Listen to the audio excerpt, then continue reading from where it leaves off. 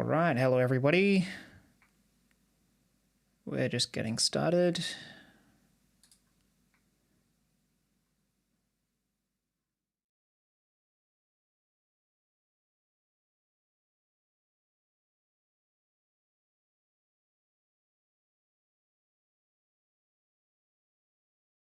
Getting everything up and running, and we'll get started at the top of the hour.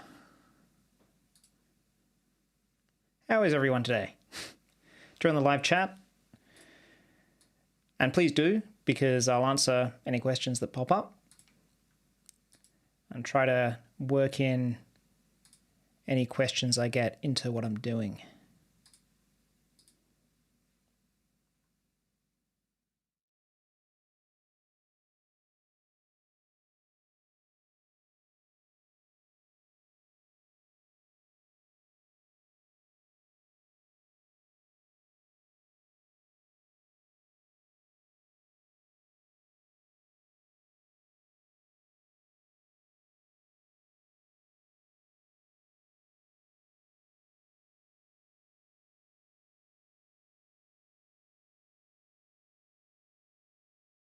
I'm very good, Santosh. Hope you're having a nice day.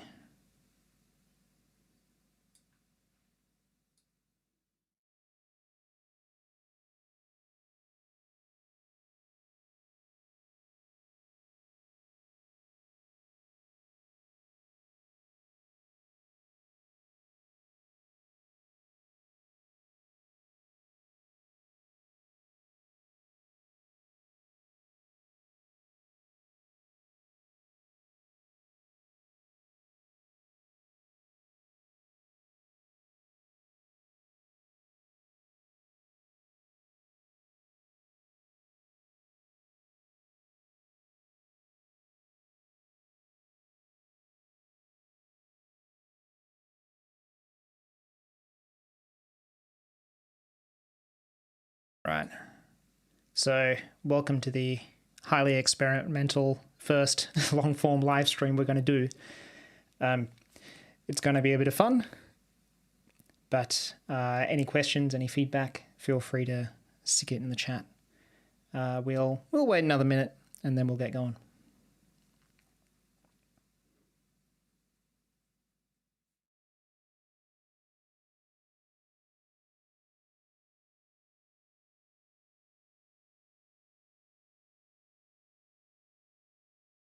It looks like it's only Santosh in the chat so far.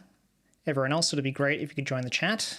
I will ask questions out to the audience every now and again. So Santosh, have you taken the administration basics class, or what's your experience?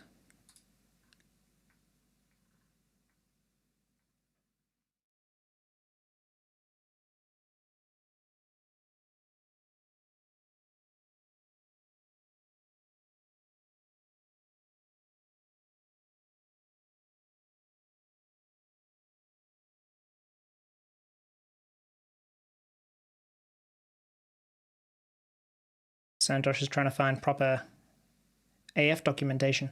So the learning.ossoft.com contains classes that you can access. Otherwise, livelibrary.ossoft.com is where you can get documentation for Asset Framework. Okay, we might wait another minute or so and then we'll get going.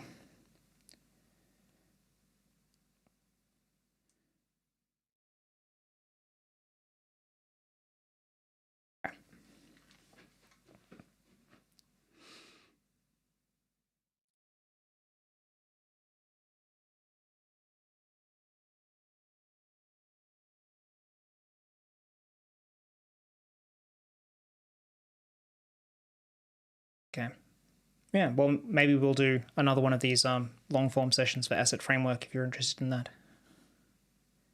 Santosh.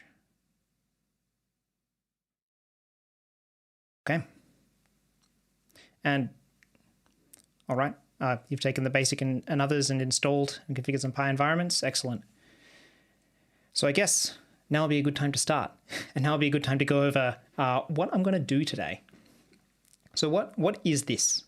Why am I here? Why am I talking in front of a microphone here?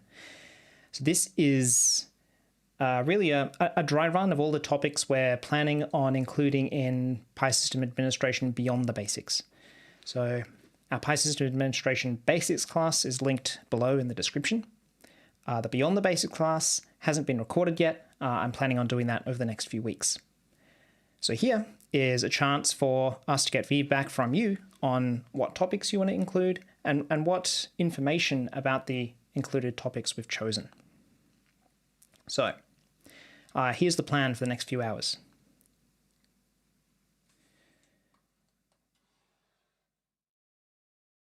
In the Pi System Administration Basics course, we sort of assumed we were building the simplest possible Pi system. So we assumed everything would go our way. There'll be no complications, and we'd install everything, and it was fine. And we'd install the smallest possible thing we could possibly install. Now, with the advanced course, the Pi System Beyond the Basic Administration Beyond the Basics, we are not assuming everything is going to go our way. So this is what we're going to start off with in this course. We have, maybe I'll draw these a little bigger. We have 4 virtual machines.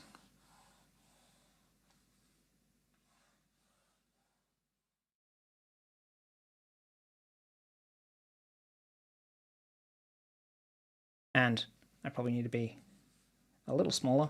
Here we go. There we go. So we have 4 virtual machines. And what we have installed on them is we have a data archive. So this is a Pi data archive installed on Pi SRV01. We have Pi int 01 over here, and it has a OPC server and an OPC interface installed. So similar to the basics class.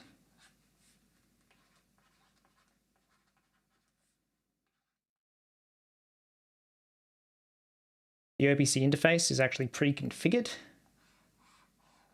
It sends data out through a buffer. So it grabs data from the OPC server, sends data out through a buffer into the data archive, and all data from all of our sensors is stored in little archive files in our data archive. So that's all been pre-installed for us in this class. We're also assuming we have some kind of distributed control system over here feeding data into the OPC server. Okay. So we have a couple of other machines we're going to play with here. We have Pi SRV02 and Pi SQL 01.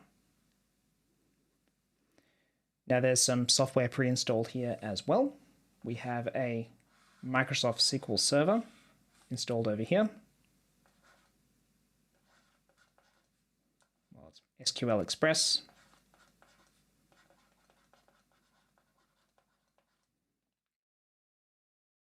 We have that installed over here, and we're going to use it when we're installing a redundant asset framework system. Okay, this is everything that's been pre-installed. Now, what we're going to do in this class is add on a whole lot of other components. So I'll put these in green, if that's visible. Yeah, that's visible. Okay, so here's the plan. Right now, Pi int 01, well, I should note that here, is in a different domain. It's actually not in a domain at all, it's in a work group. So it can't use the same authentication methods that we used in the basics class to connect to the Pi server 01. So this configuration of this interface is actually really not great. I'd say definitely not recommended. The way we've got it configured already. So what we've got here is we've got the interface connecting using a trust. which were quite fashionable in the past and still are for some situations, but we've got it configured connecting using a trust, which really isn't great to modern standards. So what we're going to do is we're going to do two things first. We're going to upgrade this interface. Right now it's the read-write version of the interface. We're going to switch it to the read-only version of the interface. And we're going to configure a connection not using a trust, but a mapping.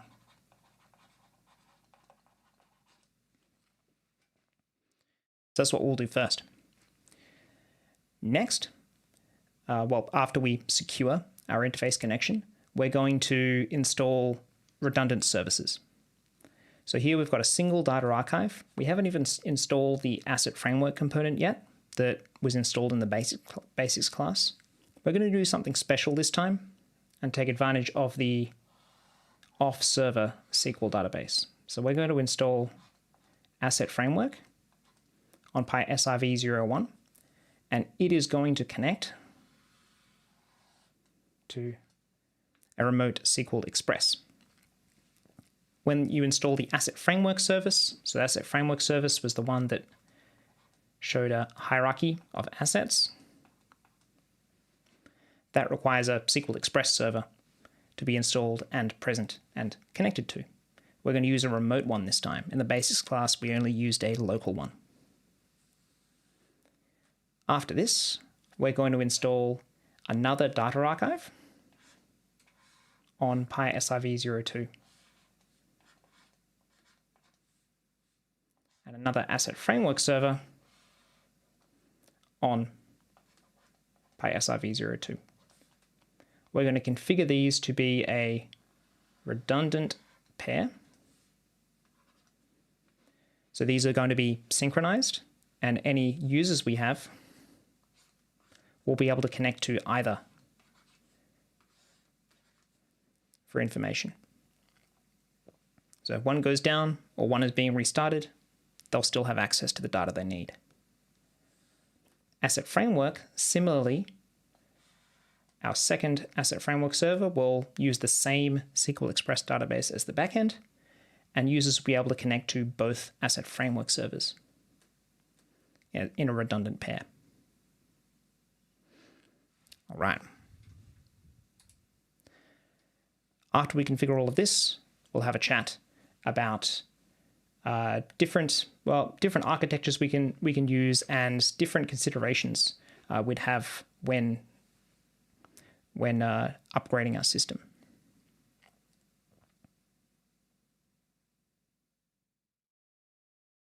Thanks, William, for answering the question in the chat. And everyone loves Pi system. That's also excellent. Okay, so let's get going. If anyone has any questions about this setup and exactly what we're doing, feel free to type them in the chat. But really, here's the steps from end to end. We are upgrade interface.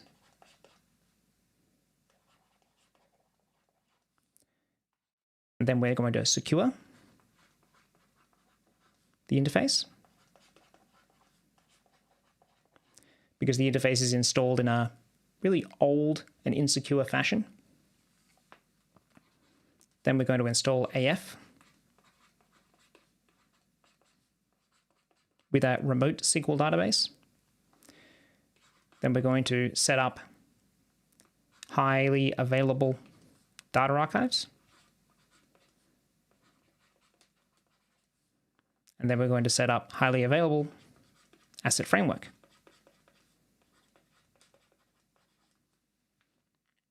And if we have time at the end, there's some more things we can do. We can play with Pi to Pi, moving data from one data archive to another. And we could also play with notifications, but we'll see where we get to. Okay. All right, let's see our environment.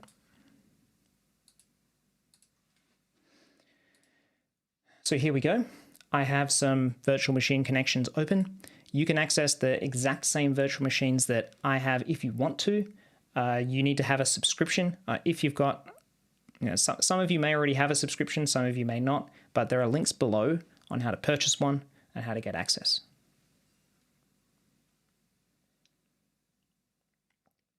Okay, let's check out what our configuration is like.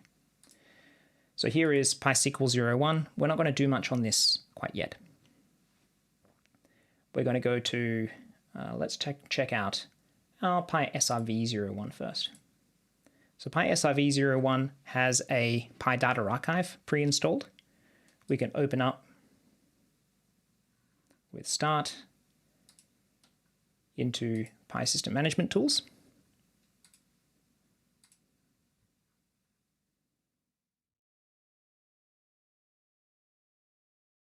And we'll see what the setup is like. So as I said, the setup for this data archive is not the best. So we have really old security standards. The security standards that we applied in the basics course have not been applied to this one. The reason that we're leaving it like this is we want to learn how to move a system from bad security practices to good security practices. So this is an existing system with bad security practices. The security practices that I'm talking about, you can spot them if you go into security and into mappings and trusts. And under the trusts tab, we have the interface connecting on a trust. We also have this proxy 127 trust, which is also not a recommended inclusion. Okay, so how do we fix this? How do we upgrade our interface? Let's go take a look at our interface itself.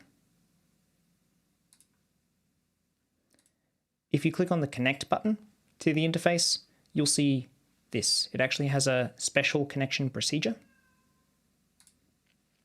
You need to click on configure and change the domain. Because this interface is off domain, we need to type in a domain of pyint01 and then a password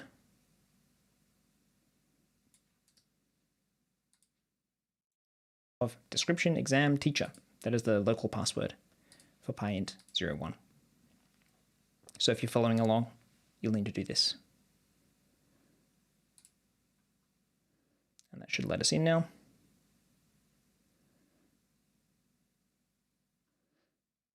Okay. So we can look at the interface configuration by clicking on Start and then going to the interface configuration utility.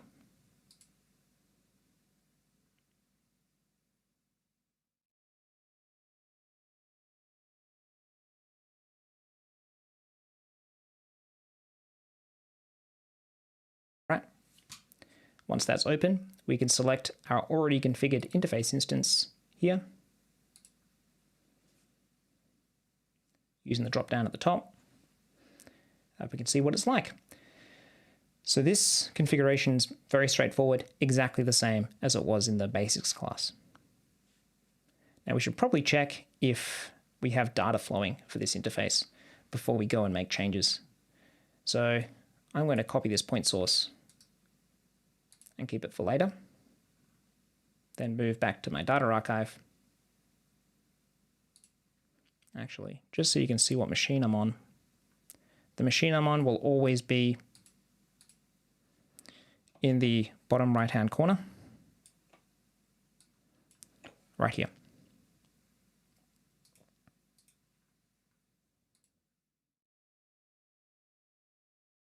Let's look at the current values for our interface. Make sure we're getting data coming through. Search for all points with the point source of what I had just then, and we're searching.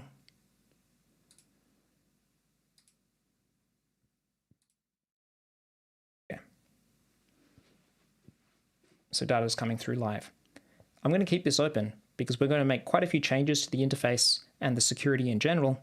I'd like to confirm that I've still got data flowing during that whole procedure. Okay.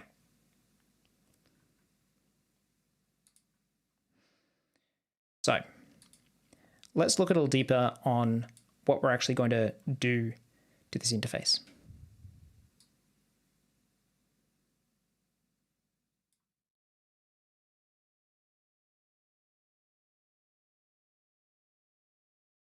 Benny asks, how can I work for OSIsoft? Should be our website, osisoft.com. We'll have links for job openings if you if you want to go there, but sure. Okay, and no other questions. Excellent. So let's take a look at what we're doing and how the interface actually connects right now.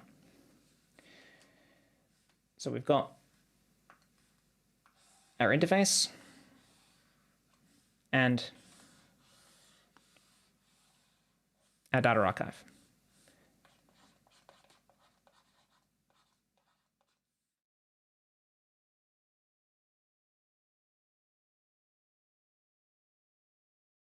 So the interface runs as a service on Pi 01. Here's the interface instance.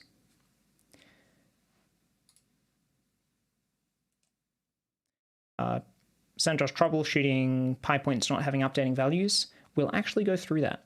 So once I upgrade all of the interface security, then I may intentionally or unintentionally make some mistakes, and then we'll troubleshoot it. So I'll go through the steps. Okay, so this service on the interface side connects to the data archive on the Pi server side. So let's see what account the interface is running as right now. So I'm going to go into service in the ICU, and I see that it's logging in as ntservice/opc int1. Okay, we are going to change that so it's logging in as a actual user account rather than the default service account. So I'm going to go into the user management of this machine. Click on start, type in lusrmgr.msc and open up user management.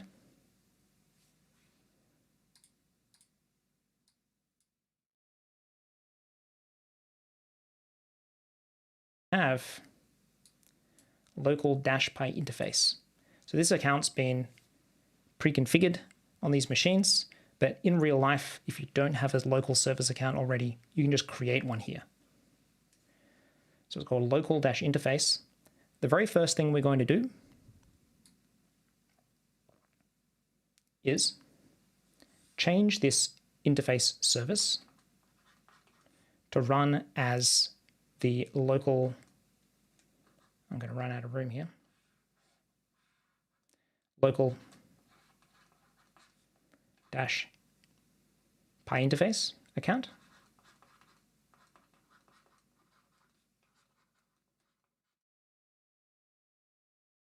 Change it to run as the local dash Pi interface account. And while we're doing that, we're going to upgrade the interface to no longer be a read-only read-write interface, but a read-only interface. So right now, we've got an OPC server here.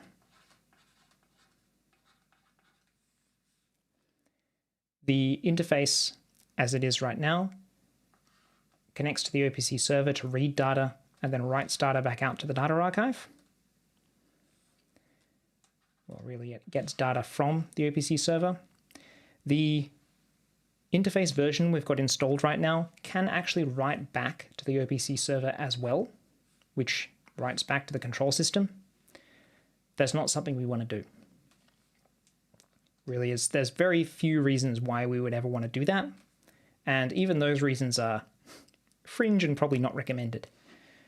So we're going to really remove this interface and switch it out for the read-only version of the interface. We're going to use a mapping eventually. So there's really two steps here. Step one is going to be install read-only version of the interface.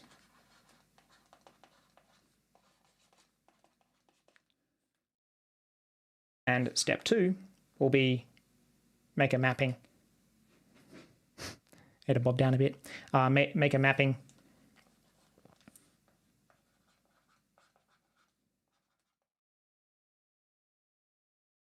and we also need to configure mapping credentials.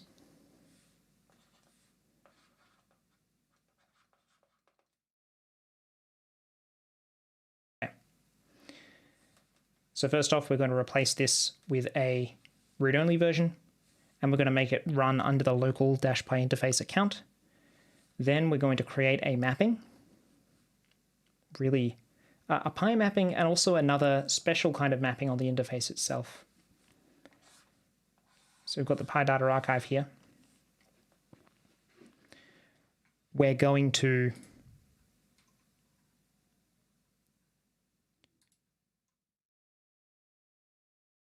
I'll look up the account names.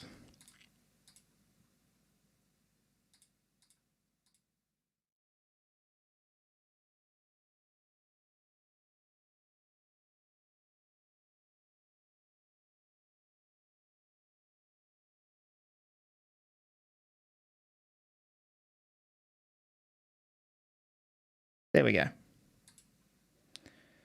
They're in the wrong notes. All right.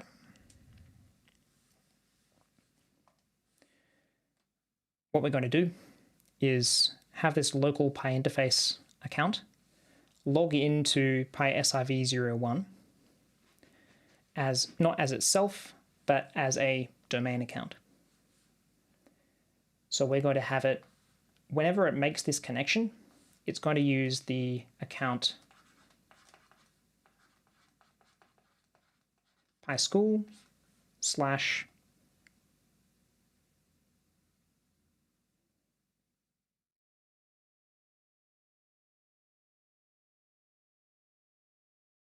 Pi service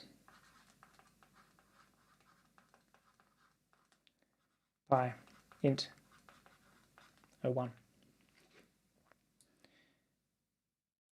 We're going to use Windows Credentials Manager to tell this interface whenever you connect to Pi Server 01, you're not going to use your own credentials, you're instead going to use a domain account when you do it. And then on our Pi server, we're going to map this Pi service Pi int 01 through to a mapped identity, which has access to its tags. So whatever we decide to call that, maybe it'll be Pi int 01, OPC Pi int 01 maybe. Okay.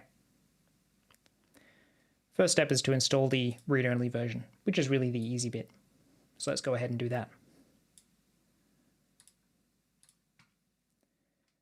Okay. So we've got some install kits prepared here. Just on the desktop, there's a folder called install kits. And we have OPC int read only. So right now we've got the read-write version of the interface installed. You can have the read-write and the read-only versions installed concurrently, which is what we're going to do. So we're going to have both of them installed, and then we're going to switch over. Tony says, as I understand, PyTrust should no longer be used for interface configuration. So there's really only one reason why you should use trusts nowadays, which is if you have really old interfaces running on Unix systems, then you must use trusts to connect them in. That is, or really old legacy API applications that are being custom built, then you need to use trusts. Otherwise, you should no longer be using trusts. As of, this has really been true since 2016. Yeah, well, really since 2016. Things move slowly in the, I guess, in the OT space, but ever since 2016, really, trust should no longer really be used. Okay, so we're going to install the read-only version of the interface. I'm going to right-click and run as administrator. We'll have two versions concurrently installed on this machine, and we're going to move the interface over to be the read-only version instead of the read-write version. So this is just going to be a next installation.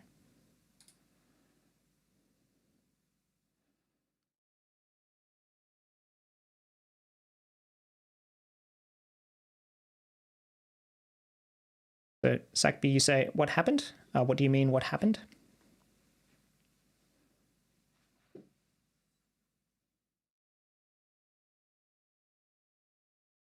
What happened in 2016?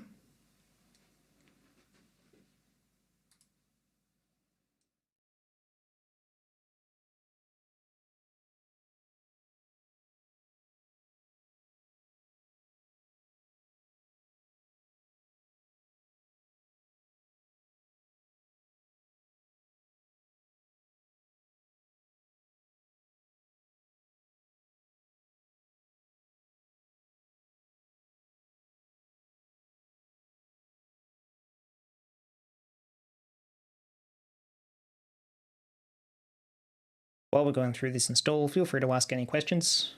I'm just going to wait until it's finished because we've got a few more things we need to do on this machine. Oh, and it looks like it's already finished. So we're out of time.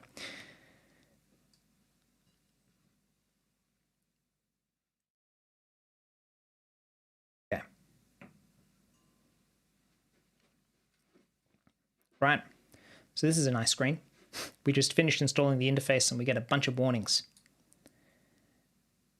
The first one says the interface is, well, the buffer is currently connected using the identity pyadmin, which is the super user on the Pi server. It's complaining that when the buffer connects to the data archive, this connection here, it's using the identity pyadmin instead of one with reduced privilege. It really doesn't like having super user access. So we are going to fix that. It also complains that it's using a trust, and that's no longer a suggested configuration. So we're going to fix that as well.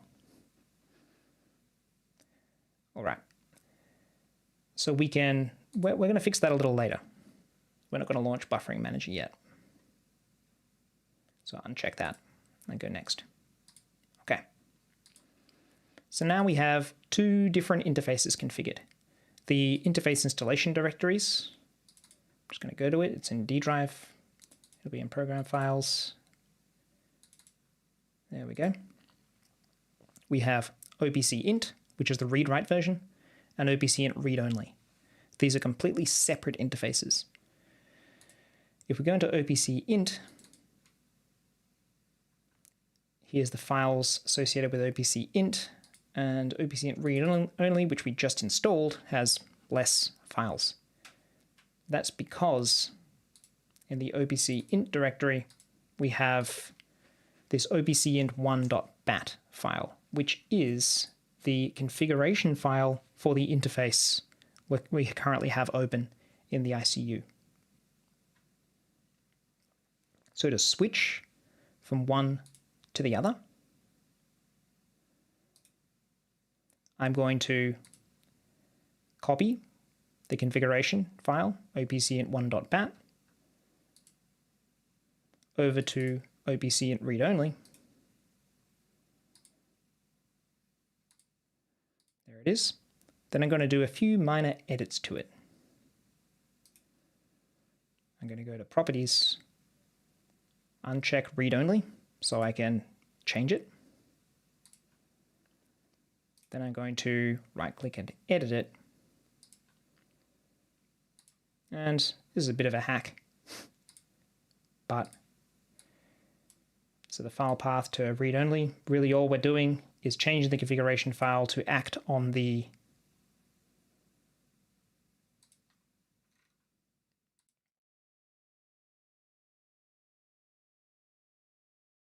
configuration file to act on the opcint underscore read-only.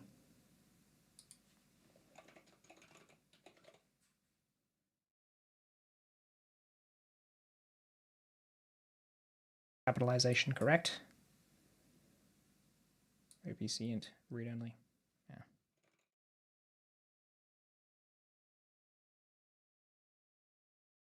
Right.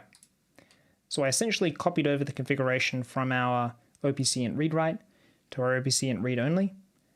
Then I hacked the file to make it work by just changing the executable it runs.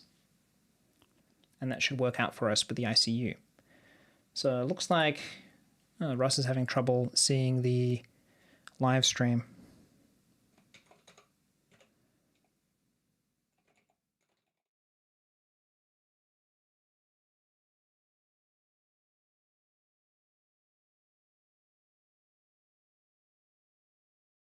Yeah. Now, we have these two configuration files, but we only have one configuration file loaded in our ICU. I'm going to load the one that I just moved over and changed. So we're going to go to Interface, New Windows Interface from BAT file.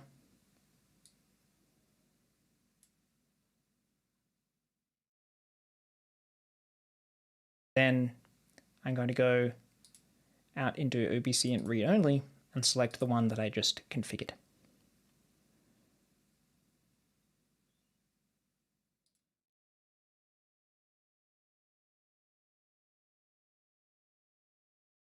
Okay, it warned me that I have duplicate configuration, so more than one of my interfaces is configured to write to the same tags. That's fine because we're going to stop one before we start the other. So we're going to finish configuring this one. So here I'm going to go into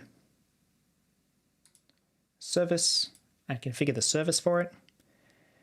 I'm going to make it run under the domain account that we'd like to run it under. So this default account, I'm going to select domain/username, and the account that I'd like to run it under is the local account.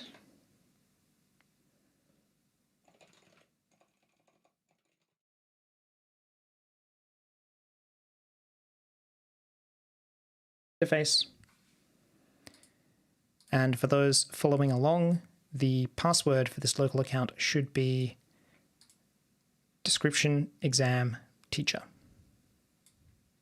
And I'll write that in the chat as well, in case anyone needs it.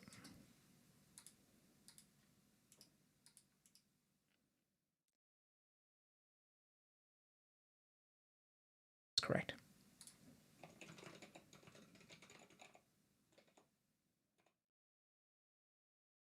Okay, great, Russ. Welcome, by the way. So does the stream just stop and then you need to refresh the page and it comes back? That's strange. I haven't had that before.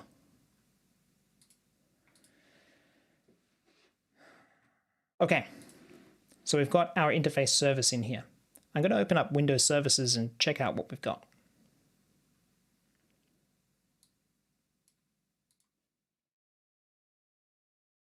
Open up Windows Services with the link down the bottom and type in pi, and we have pi-opcint1 and pi-opcint_read-only1. So now we've got these two, and they're running under different accounts. Excellent. Now, I did a big boo-boo here, and I started doing interface configuration without having the scrolling log open. So here we go. I'm going to view message log concurrently. It's not doing anything right now, but I haven't restarted anything yet. The other thing I'm going to do is double check how this interface, our old interface, is connecting to the data archive. So let's go to PySRV01 and see how it's getting in. We can go to Operation, Network Manager Statistics on PySRV01 and see, try and find our interface here. OPCPE, that is the interface. If we scroll all the way to the end, we can see how it's logging in. So it's logging in using a trust called pyint01, and it's being mapped to the identity called pyadmin, which is the super user. And in a production system, this is something I never want to see. So anything logging in as pyadmin is well, bad news. Mostly because that connection is allowed to do anything on the server. There's no restrictions on what it can do. Let's go check out the trusts. So in the basics course, we only really talked about mappings. We didn't talk about trusts. So mappings map a Windows account to a PyIdentity. They give permissions on the data archive to a Windows account. Trusts map a computer or IP address to a PyIdentity. Now that's a lot more, the scope there is a lot wider. Not just a single account running a single service. Now it's an entire machine that has access to Pi with the identity we've chosen. So here, this particular trust lets in any connection from a machine called pyint01, well, any machine claiming that it's called pyint01, and it logs it in as pyadmin. This is not something I want to see in a production system. But as we switch interfaces, our new interface should just work because it's still coming from pyint01 and it's still getting in as a super user. So let's check. We've got values coming in. Now I'm going to go over to my interface and I'm going to switch the interfaces. So I'm going to stop OPCint1.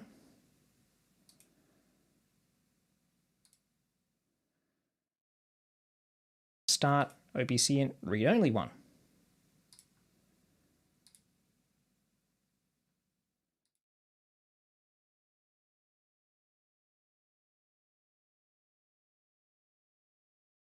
Okay.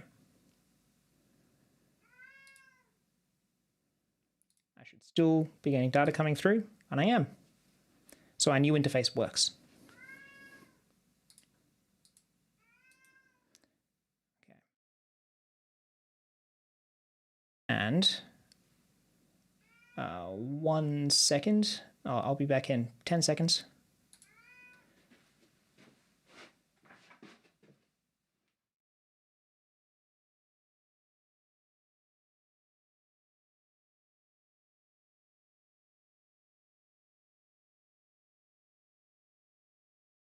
Sorry about that. That's a very old cat. Okay. Now, there we go.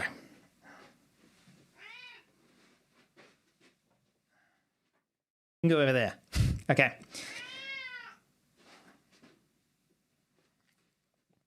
All right. The cat will be quiet soon.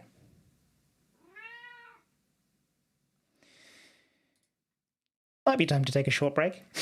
We'll see. Okay. Now we have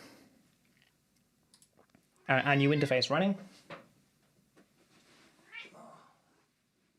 I'll be right back.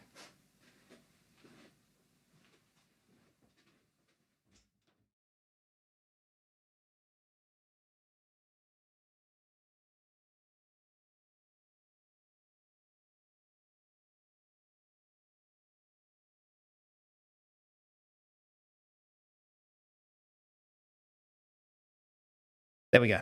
That was drama. We configure disconnected startup and health points? Eventually, yes.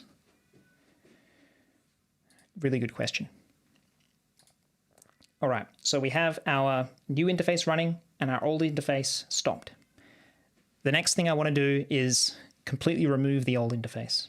So we've got OPCint1, the old one. Yeah, the cat was definitely jealous of the live stream.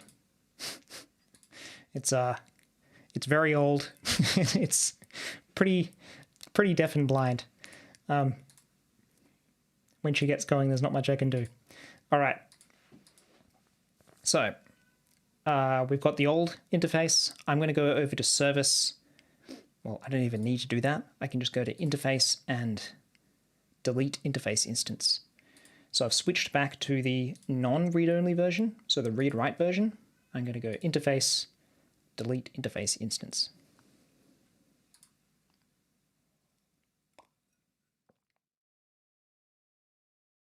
Do I want, it'll remove the interface service. Do I want to remove the bat file as well? I think I'd like to keep it around just in case. So I'm just going to go no there. Okay, it's gone. So now I only have the new one. And Tony asked, will we configure disconnected startup and health points? We can do that. So let's just do that now, may as well. So disconnected startup is right here. So just like in the basics course, really to make our interface a little bit more robust, we can enable disconnected startup, choose a cache path, and traditionally that's in the interface folder or wherever we really want it. This will do, OPC and read only, and we can apply.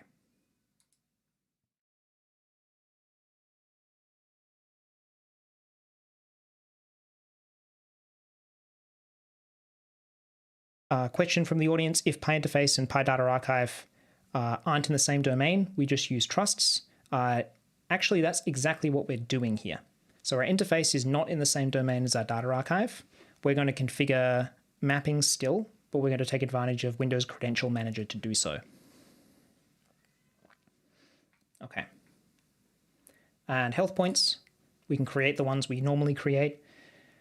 So I'd like to create heartbeat, device status, IO rate, and let's just go scan skipped for scan class 0. Okay. That looks good to me. After that, we need to restart the interface to get some of these working. Really, it's not just an excuse in a production system to restart the interface there. I'd just wait until the next scheduled maintenance to do that. But this is a training system. Okay, so we can actually get our health tags in if we search for all our tags again now. And there we go.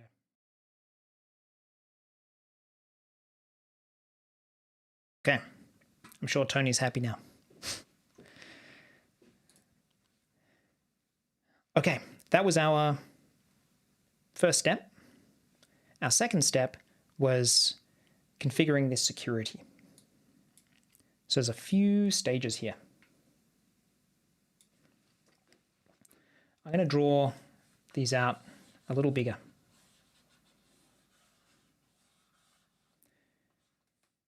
So our PyInt1 is not in the same domain as our PyServer. So a PyServer can't validate any credentials of any accounts on the interface. So let's move things around a little bit.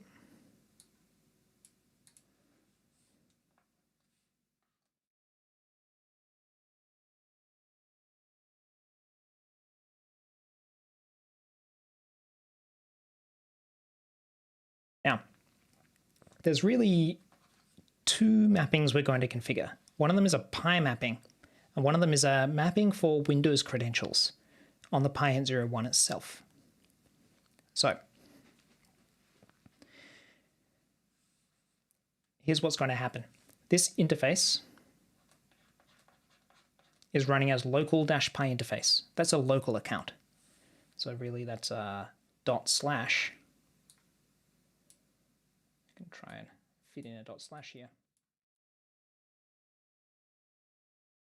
/local pi interface. We're going to tell Windows on pi_int01 that whenever this account, local-pi interface, makes a connection to a server called pi_siv01, don't use your normal credentials.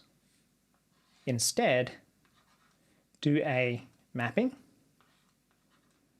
to the credentials for a domain account and then connect with that account. So essentially we are saving domain credentials in Windows Credential Manager on this machine. Now, it sounds complicated, but I can bet that you have actually done this before. Think of it this way. We have two machines.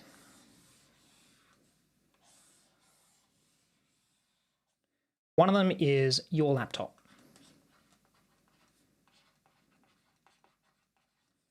The other one is gmail.com. Yeah, that'll work.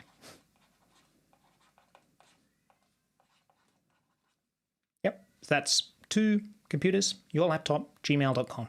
I'm sure gmail.com is more than one computer, but for this example. Your credentials, maybe, so mine are OSI/AlexDewey. OSI/Alex, that's my domain credentials. When I run Internet Explorer on my machine, and then type in gmail.com, HTTP,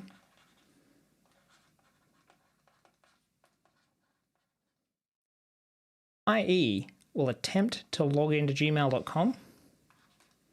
This is simplified a little bit, with my domain credentials, which doesn't work.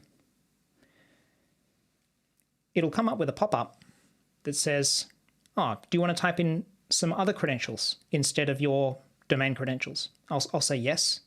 I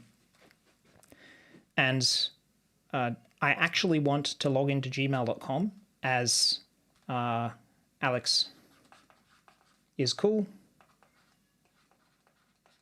at gmail.com with the password monkey123. Okay. I follow excellent security practices with my passwords. There we go. Not my actual email address, by the way. I don't know whose email address that is, so... Okay. Now, I'd like to use those credentials to log into gmail.com. So IE goes, oh, okay. Would you like to save those credentials? So maybe I'll draw a little key. It says, would you like to save those? And if you say yes, it saves it in a little place called Windows Credential Manager. Now, well, forevermore, when your account, so it's saved under OSI/Alex here, when my account tries to connect to gmail.com, it will always use these saved credentials instead of my domain credentials. So that's what we're doing here, but for our interface service account. We're going to do it for another account as well. So this interface service account is going to log in as this account.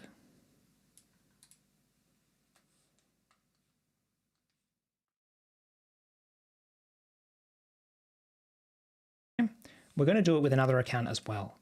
So ./student01. That's the account we're logged into pi_int01 right now. We'd like to connect to the PyData archive as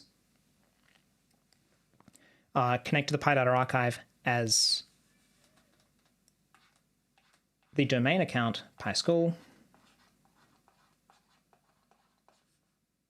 student01.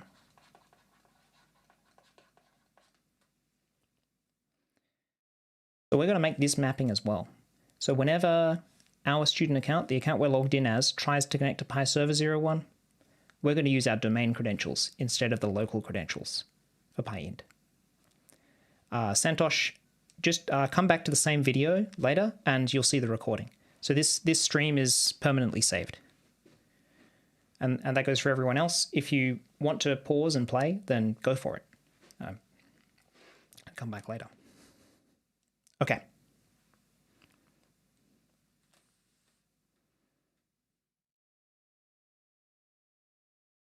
I'll see if the stream, the problems aren't on my side.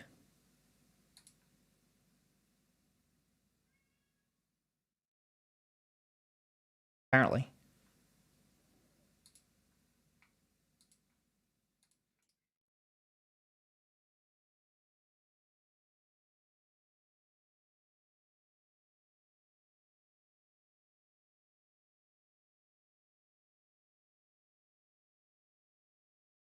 Just checking in.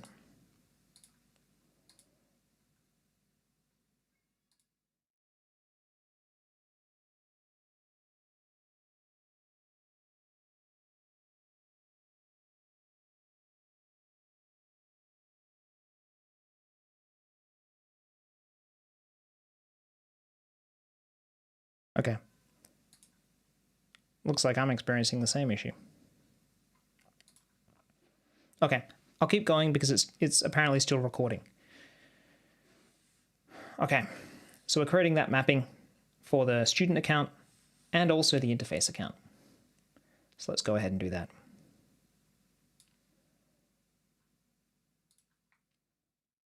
On the interface, we're going to open up a Windows command prompt. So I just clicked on Start, typed in CMD, and then opened one up.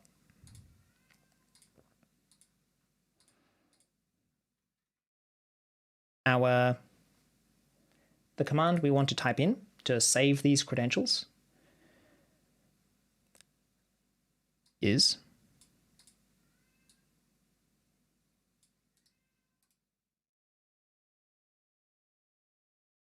link. That's the one. So we want to add a credential for Pi Server 01. And we want to log in as the domain user, PySchool student 01. And we need to hard code the password in there. If you are following along yourself, you'll need to use your own password that was emailed to you. I'm going to use my password here. If I find the email.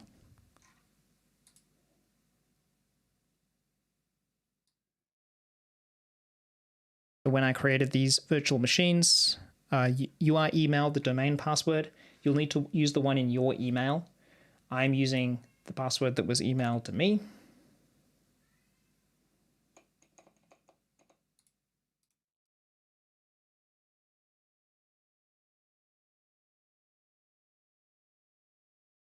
Was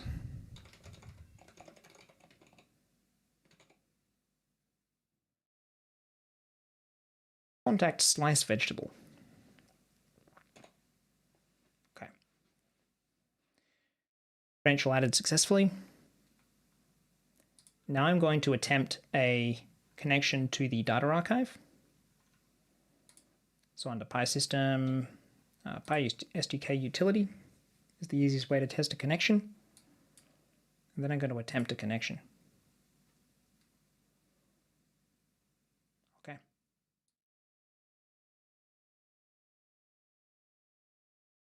So I just tried to connect from the interface to the PyData archive, and I'm connecting as PySchool/student01.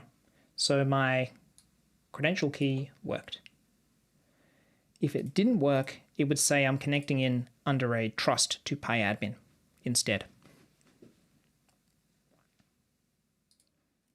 On the PyData archive side, I can see my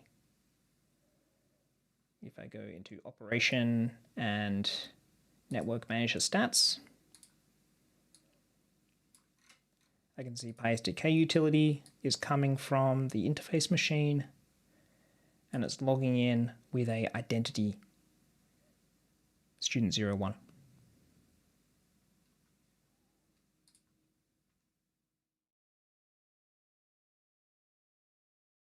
Looks like there is something wrong with the stream.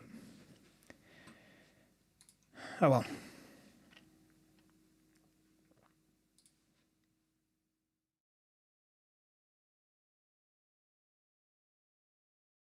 So let's change it for the interface as well. I'm going to run a very similar command here for the interface, but we need to run a command prompt as the interface account to do so. So I'm going to go in and right-click on the command prompt, right-click while holding Shift on the command prompt here, and I get this menu. So you have to hold down Shift to do this. Run as different user. So I'm going to run a command prompt as local PyInterface.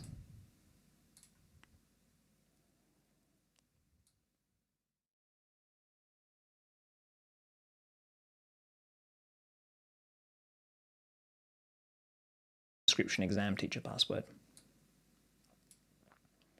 And these look exactly the same, but one of them is running under the interface account. I can type in who am I, and it tells me who I am. So this is the local PyInterface command window. And this is student 01's command window.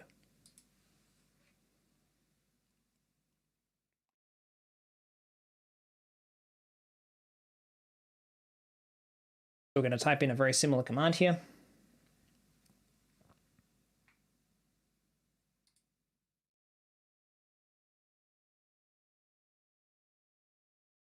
We are going to type in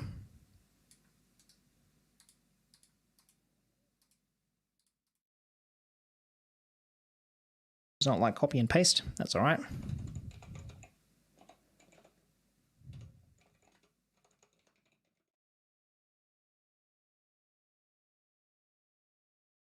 I'm going to make a credential for the PyData archive.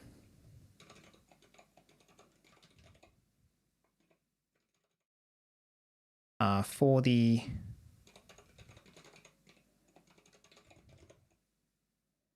service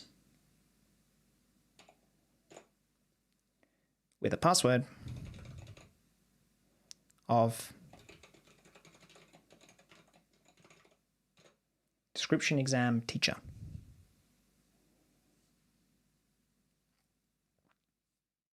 Description exam teacher is the password of the domain account for PyService. PyInt01. Okay.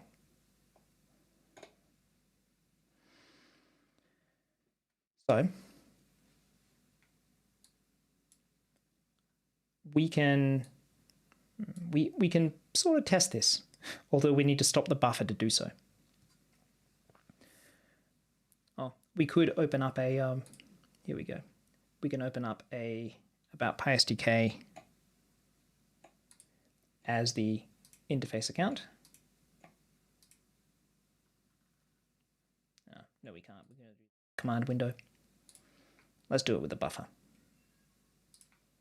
I'm going to go into services and change my buffer to run under this local PyInterface account.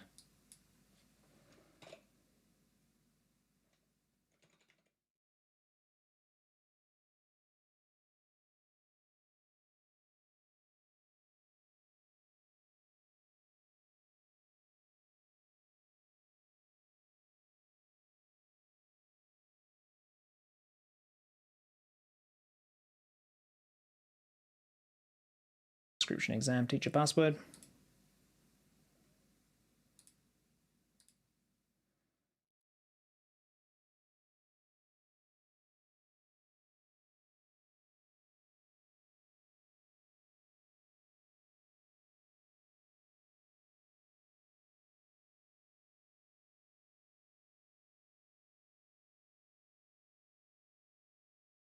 Just liking my copy and paste.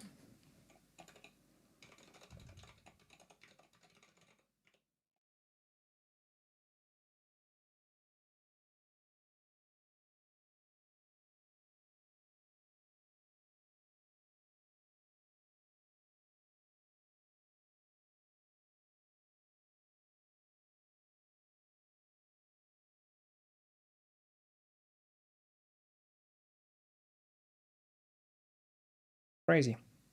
Local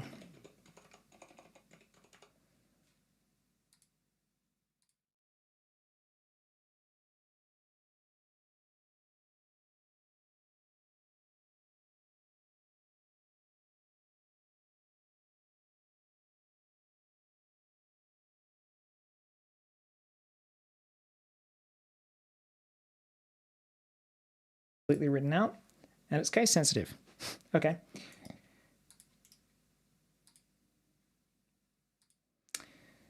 Case sensitivity. All right. The buffer's running as that local account now. And if I restart it, which should restart my interface as well,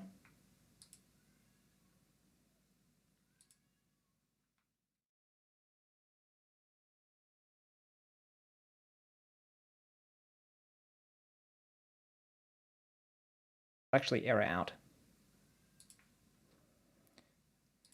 Because I forgot one step, which is creating the mapping.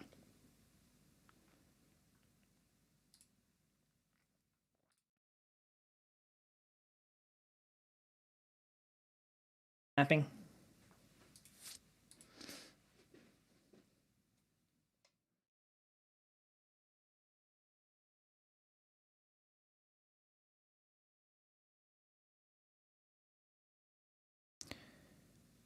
And the mapping is 4.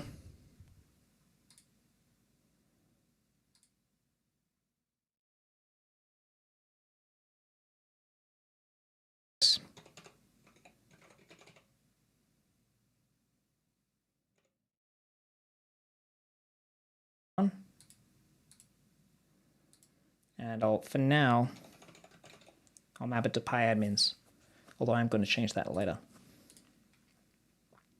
Now my interface should be okay. Instantly changed to connected as soon as I change that.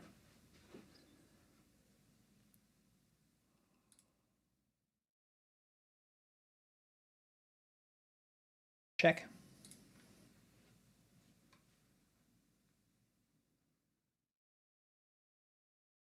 Oh, I got him with the trust anyway.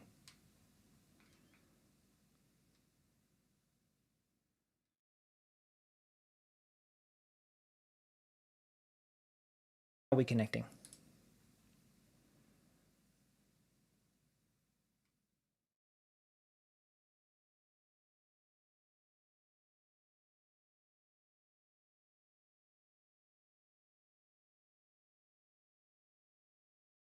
Buffer is here. And we're still connecting as PyAdmin. Looks like my credentials may have been incorrect.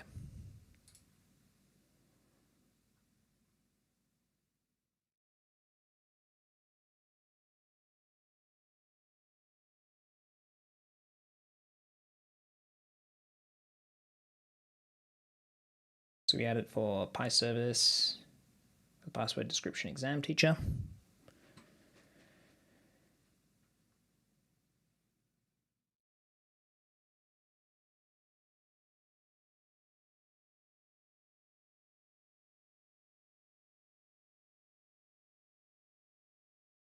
May or may not have been correct.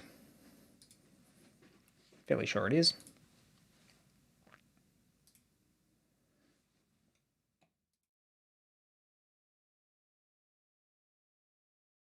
Check it.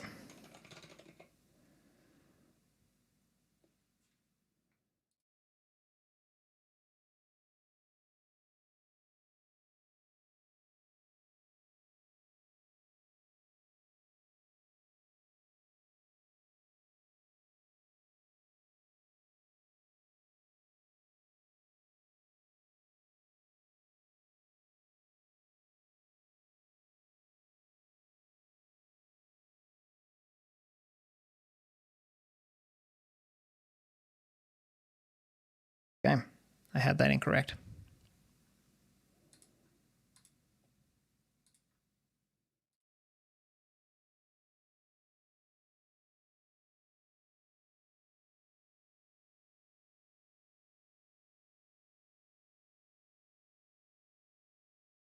The live stream should be recorded.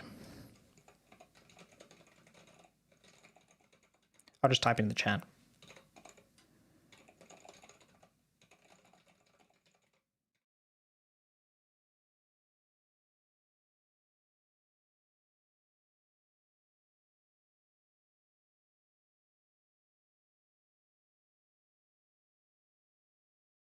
Okay, so YouTube is having problems. It's not just me. That's unfortunate.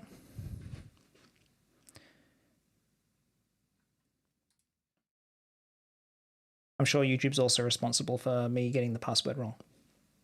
So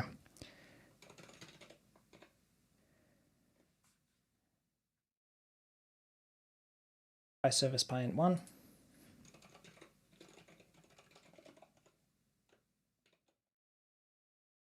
Password. I might have to reset the password.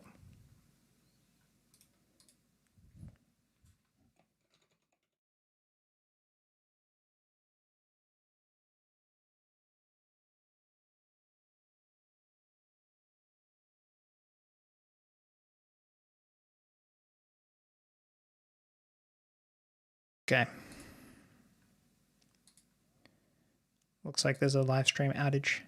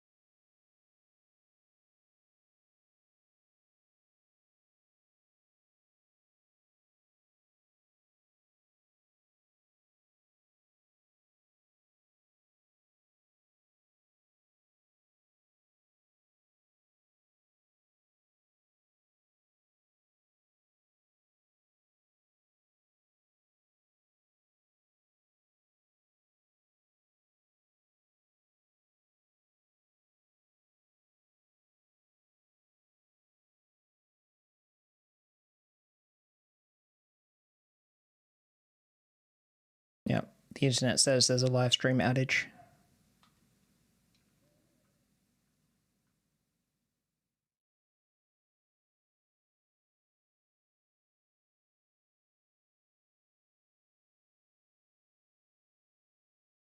Dang.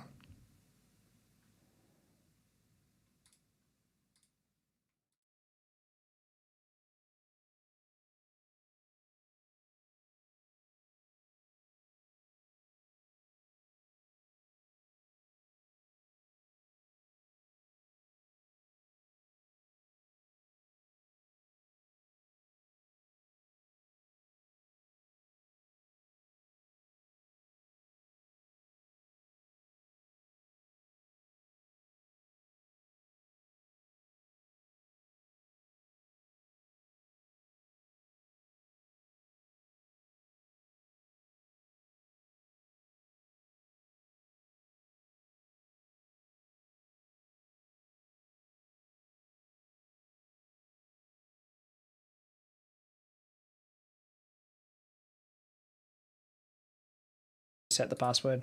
So it looks like if you are following along, either I will change the password to what I had originally in the base image. So if you're following along later and you just booted this virtual environment, you won't have the same problem as me. Now, yeah, there we go. Works now. Yeah. So I will fix this in the base image. So if you're following the stream later, as in at least a day after it's been recorded, then this should just work for you. If you are following live and you have already booted a virtual environment, put your virtual environment ID in the chat and I'll fix your passwords for you. when we take a break in a little bit, and this will work for you. So now I've confirmed that my command key was successful. It's my interface service account is getting in using description exam teacher to here. So my buffer is connecting using this, but my interface is not. That's because my interface uses the old version of the API. I need to update that so it'll start using it. So I'm going to go in here into install kits and then update the API. After this, my interface will connect using a mapping rather than a trust, cross-domain.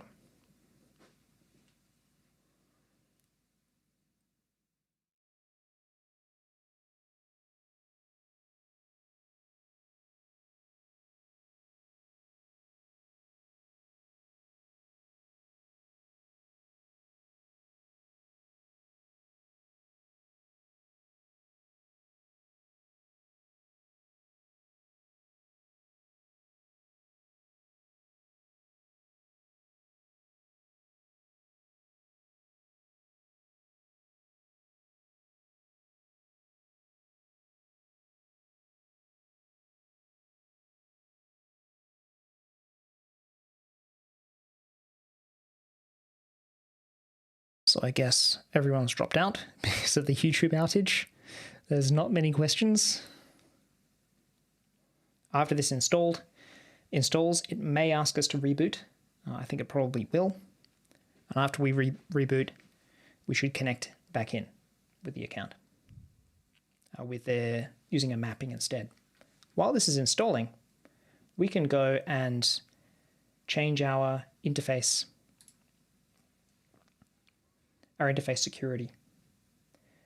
So eventually, we'd like our mapping here, PyService, to come in not with PyAdmins, but with a lower privileged account that just has access to its own points and nothing else. So we need to change those points to only be able to be written to by the account we want. First off, we need to make an identity. So I'm going to make an identity in System Management Tools. This will be pyint01. I may as well call the identity the same thing as the point source.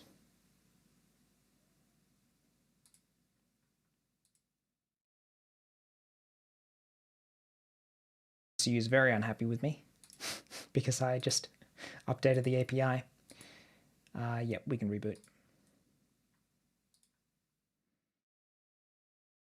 I'll make the identity the same thing as the point source here. There we go. pyint01.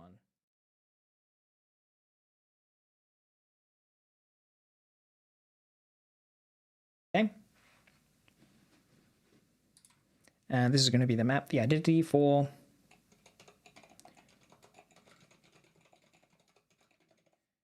the interface on pyint01.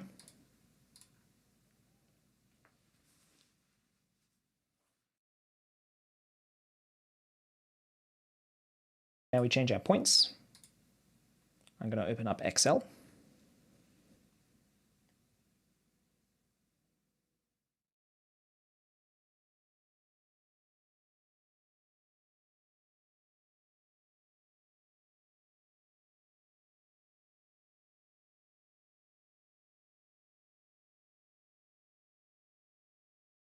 I'm going to use PyBuilder to change the security of all of our points.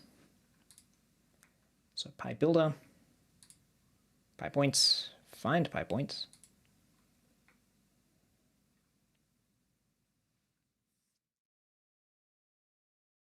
All points with a point source, OPC. And all I want to change is the security. So I'm going to clear all, then just include security.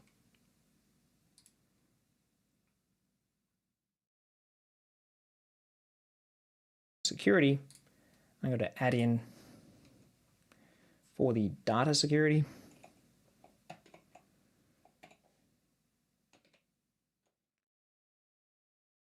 Entry for writing data.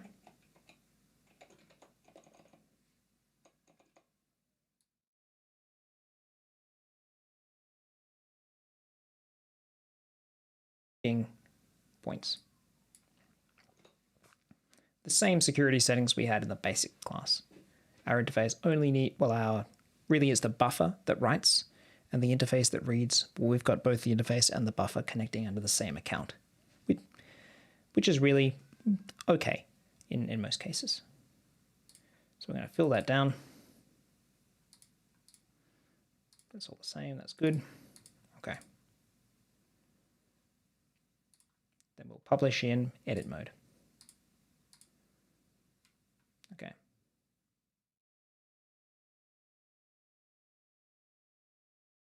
So our interface should be back up now, and I can check if it has connected back in.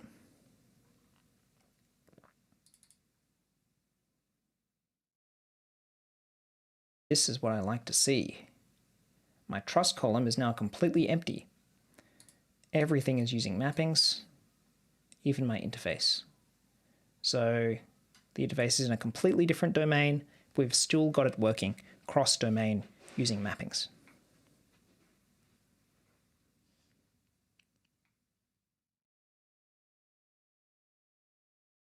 Okay. Final step is to restrict access.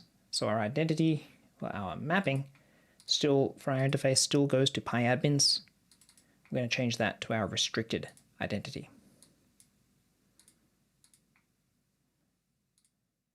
There we go. And now we'll reconnect to the interface. And if we, just to test it, I'm going to restart the buffer. And then we'll see if we still get data.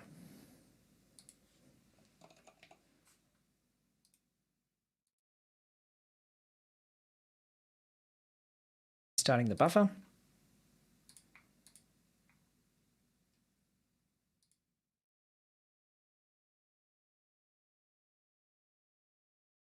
Get data. Okay. We're all done.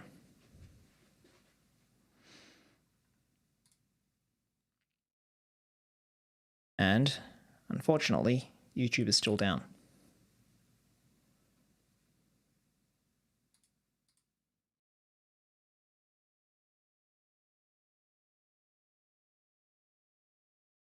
We just went through and did this. We ran our interface as the local -py interface. We told Windows on pyint01 that whenever this local pi interface account connects to pi srv01, it is to use not its own credentials, but a set of domain credentials instead. That was that command key command. And then we made a mapping for those domain credentials to our OPC pyint01 identity.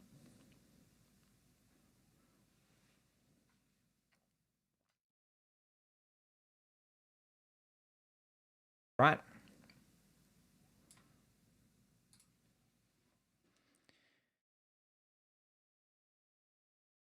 But because YouTube is down, I think I may end the stream here. I'm not even sure if this is going to be recorded, but that was really phase 1 of what we were doing.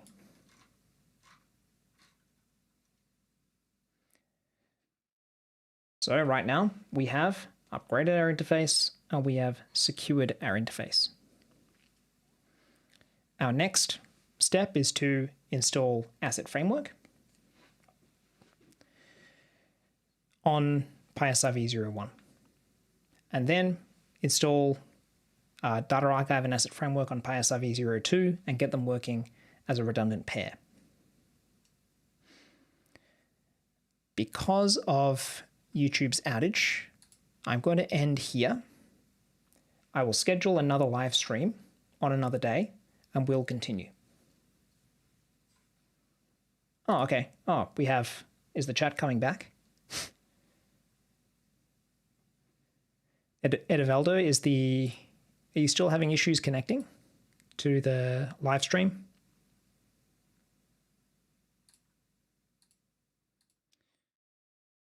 Might wait a couple more minutes to see if YouTube's going to come back.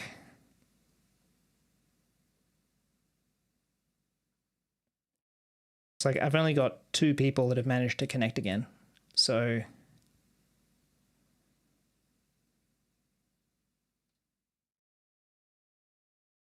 we may end there anyway.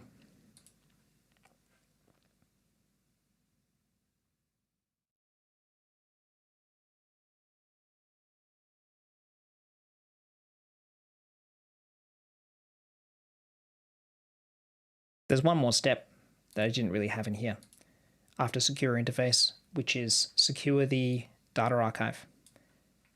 We did this in the basics course, but may as well do it again. We have confirmed that we only have, in network managed statistics, only have mappings. We don't have any trusts connecting anymore. And once you get the trust column completely empty, you should switch them off. Completely disable the trust feature. So here we go. We're going to go into security, mappings and trusts. So we have these 2 trusts, this one which trusts any local connection as a super user, and this trust that connects any connection from Pi 01.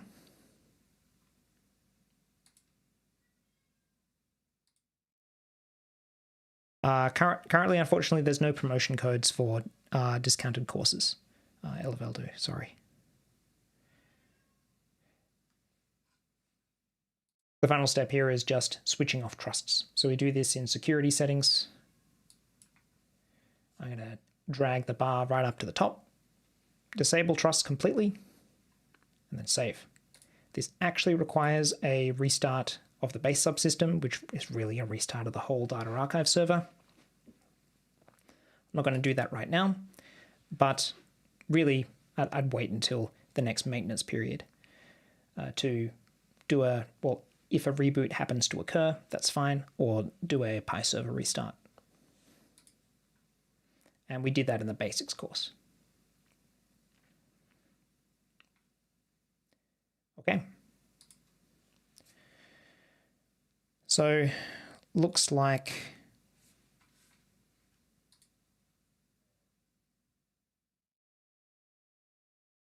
people are still having trouble connecting. Has anyone, I'll type it in the chat.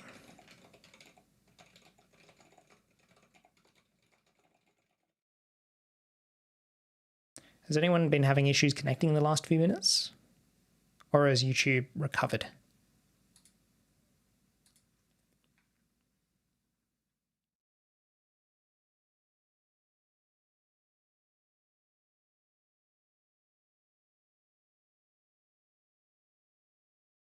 I'm going to guess that YouTube is not recovered. So that's the current YouTube status. All right. I'm going to end the stream there. So thank you everyone for attending. This, as I said at the beginning, this is experimental. We're thinking of doing some more casual walkthroughs of different scenarios. In this stream, we originally planned on doing both interface security and PyData archive redundancy, but looks like YouTube is down, so I'm going to stop this. Hopefully it's recorded. Hopefully you're watching me in the future. And I'll plan another stream later in the week to go over server redundancy. Okay. Thanks everyone, and hopefully I'll see you later.